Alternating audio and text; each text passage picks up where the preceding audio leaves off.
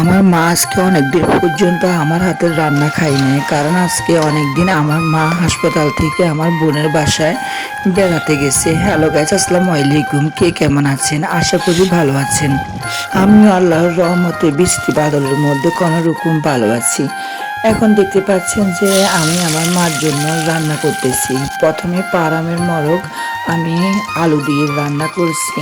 তারপর আজকে কিন্তু গ্যাসের চুলা অথবা সিলিন্ডারের মধ্যে রান্নাগুলো দিই নাই।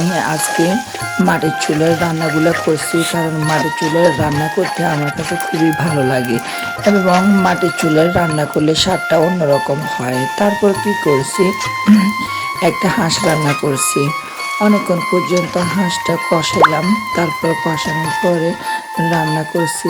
জানি না কেমন হয়েছে, আপনারা তো হয়তো দেখতেছেন, কেউ খাইতেছেন না। যদি খেয়ে দেখতেন তাহলে বলতে পারতেন যে কেমন হয়েছে। তো আচ্ছা, ঠিক আছে, সবাই ভালো থাকবেন। আজকের ভিডিওটা এই পর্যন্ত।